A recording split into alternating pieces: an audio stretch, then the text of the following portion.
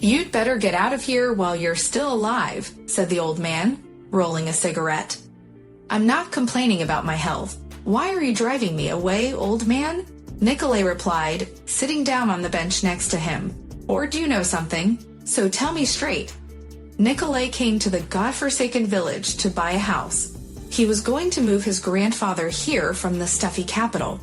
Grandfather, in his old age, kept asking for the land, tired of the apartment. So Nikolay decided to buy him a house and take him out at least for the summer, so that he did not pine.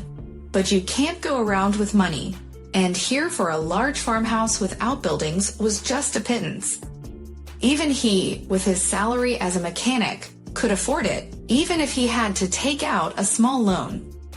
Only with his shallow idea of real estate prices, Nikolay still understood that the farm was being given away for nothing.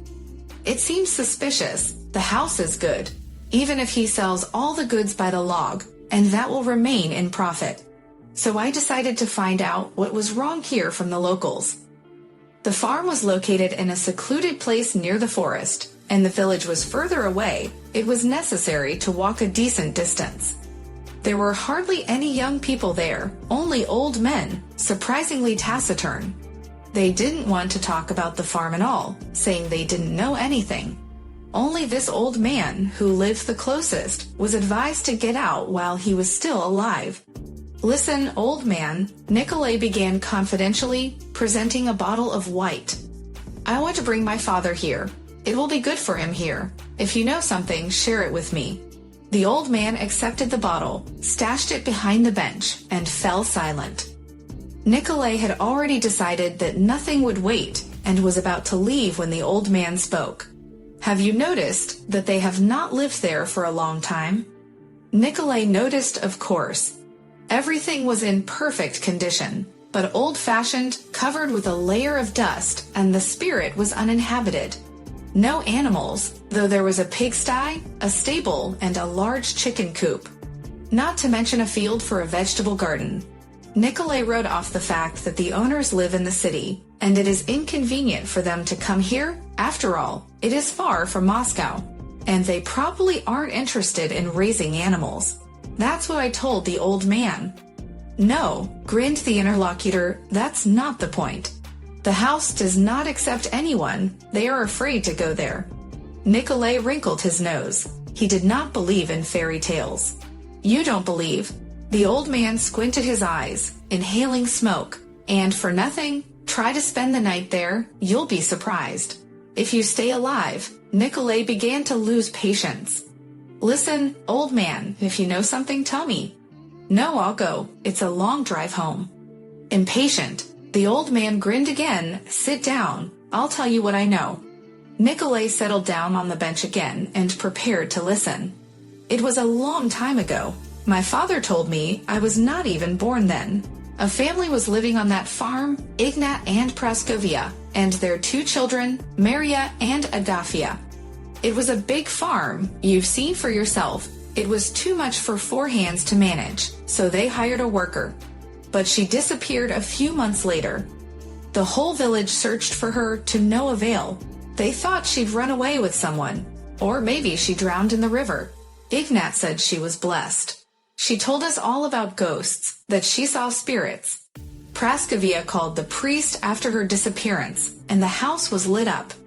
Soon a new worker arrived, and everyone forgot about her. It was winter, and Maria went to school. We used to have a school here, but now it's been converted into a house. So one day the girl didn't show up for her lessons. Not for a day, not for 2 days. We thought maybe she was sick or the road was snowed in. It was a snowstorm. You could see the smoke from here, and that the lights on the farm were burning, so no one was worried. But when it became clearer and nobody came from the farm, they began to think something was wrong. Ignat came once a week to replenish the supplies, and there was no sign of him. So the headman gathered some men, including my father, to go and see if everything was all right. My father says they saw footprints on the road. Lots of them. Bare feet. They were surprised, and when they came to the farm, they found the whole family dead. Ignat and Praskovia are in the couch with broken heads, and Agafia is in the crib, strangled, and Maria was under the table, hiding, probably tearing the hair on her head out of fear. But she didn't escape, and they got her there too. The worker disappeared, just like the first one. Her things were left in the house, nothing was missing. But the strangest thing is that someone fed the animal all this time. And the chowder was cooked, and there were leftovers on the table, as if they had left the house in a hurry in the middle of dinner. Only the men didn't see anyone. You can't get out of there stealthily in the snow. And those barefoot footprints broke off halfway through, as if people had risen into the air or melted.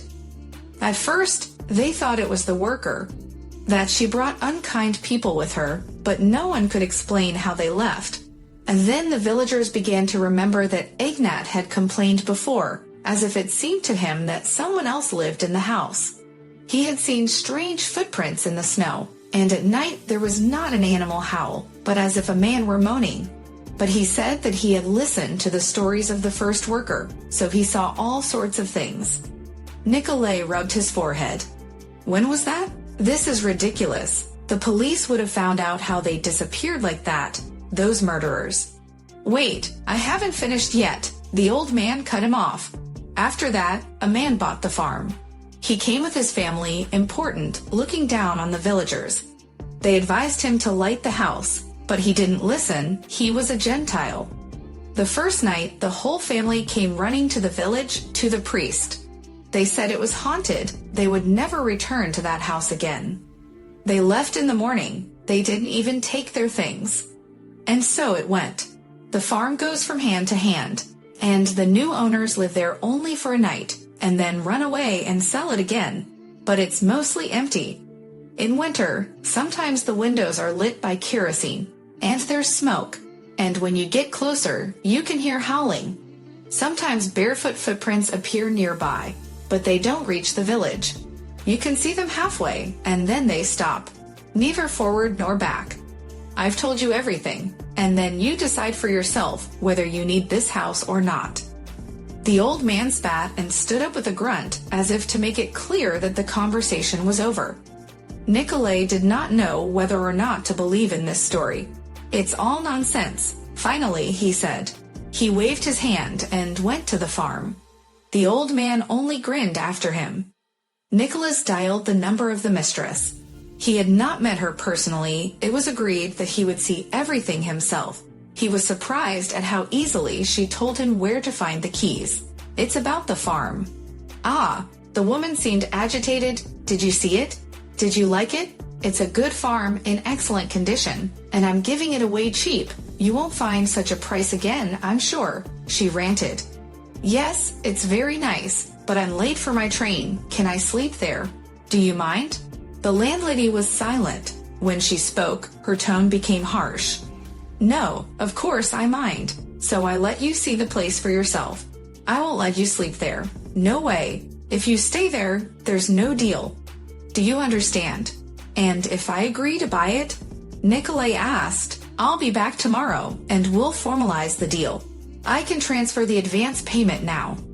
The woman hesitated again, then firmly stated, No, first, formalize, then do what you want. I understand, replied Nikolay, hung up the phone, and went to the farm. After the old man's story, everything here looked ominous. Nikolay reproached himself for his suspiciousness and boldly stepped behind the fence. A dusty path wound around the farm buildings and led to the house.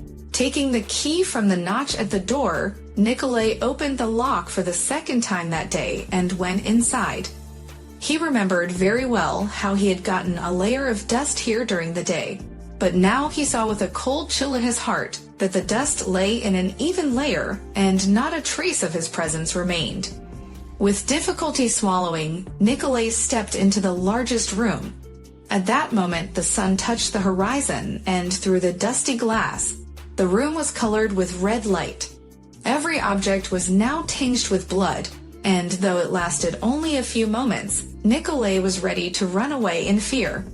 But the light changed to dusk, and exhaling, Nikolay turned on the flashlight, the only modern thing in the house. Pointing it at the floor, he walked the same route he had taken during the day, hoping to find his footprints. But the dust lay softly in an even canvas. But in the dining room, there was a surprise. The chairs were chaotically arranged, as if someone jumped up from them, frightened by the presence of strangers, although Nikolai perfectly remembered that during the day they stood exactly under the table. But it was something else that made him break into a cold sweat. There were bowls of steaming chowder on the table, and on the floor, several barefoot footprints were appearing out of nowhere. Someone was walking from the table toward Nikolai. Feeling the hair on his head move, he squealed and rushed toward the exit. The heavy wooden door slammed in his face, and he flew face first into the door, screaming and pulling it open. There was a rustle of voices behind him, as if muffled by a wall, and a howl. This horrible howl grew with every second, coming closer and closer. Nikolai banged on the door, feeling tears of fear in his eyes, and then yanked it open again. This time the door yielded, and he almost fell on his back by inertia, but jumped up and ran away from this hellish house. It was only near the fence that he dared to turn around. There were two women in ancient clothes standing in the window, their hands folded pleadingly, looking at him until something jerked them inside. Whispering prayers, Nicholas ran into the village. The old man was sitting in the same spot and waiting for him. As soon as Nicholas came closer, the old man stood up and beckoned him into the house with his hand. "Well, are you taking the farm?" he squeaked, letting Nikolai into the house. Nikolai shook his head, unable to utter a word. Tomorrow he would leave here and never come back.